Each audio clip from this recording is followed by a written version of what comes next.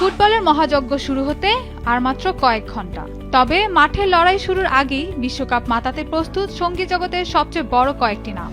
Mexico, যুক্তরাষ্ট্র ও Canada, ৩ স্বাগতিক দেশেই থাকছে আলাদা উদ্বোধনী আয়োজন। আর সেই উদ্বোধনী আয়োজনের মঞ্চে পারফর্ম করবেন শাকিরা থেকে শুরু করে লিসা, কেটি পেরি, বার্না বয়, জে বালভিন সহ এক ঝাঁক আন্তর্জাতিক তারকা।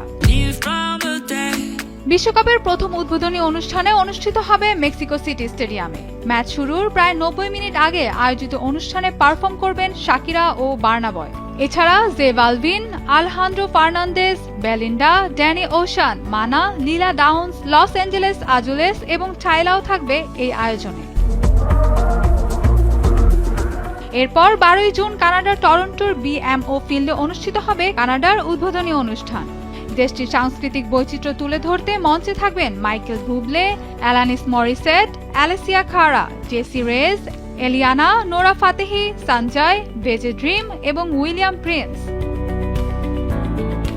একই দিনে যুক্তরাষ্ট্রের লস অ্যাঞ্জেলেসের সোফা স্টেডিয়ামে অনুষ্ঠিত হবে যুক্তরাষ্ট্রের উদ্বোধনী অনুষ্ঠান। এই অনুষ্ঠানের প্রধান আকর্ষণ হবে পপ তারকা কেটি পেরি। তার সঙ্গে পারফর্ম করবেন ফিউচার ব্ল্যাকপিঙ্কের লিসা, ব্রাজিলিয়ান গায়িকা আনিতা, নাইজেরিয়ান তারকা রেমা এবং দক্ষিণ আফ্রিকার টাইলা। আয়োজকরা বলছেন, ফুটবল ও বিনোদনের সমন্বয়ে এটিই হবে বিশ্বকাপের অন্যতম বড় উদ্বোধনী আয়োজন। তবে কে-পপ ভক্তদের জন্য সবচেয়ে বড় চমক অপেক্ষা করছে বিশ্বকাপের ফাইনালে। ১৯ জুলাই যুক্তরাষ্ট্রের নিউ ইয়র্কের নিউ জার্সি স্টেডিয়ামে অনুষ্ঠিত হবে ফিফা বিশ্বকাপের ইতিহাসের প্রথম আনুষ্ঠানিক হাফ টাইম শো। সেখানে পারফর্ম করবেন বিশ্বখ্যাত কোরিয়ান ব্যান্ড BTS। তাদের সঙ্গে মঞ্চ ভাগ করবেন পপ আইকন ম্যাডোনা এবং শাকিরা।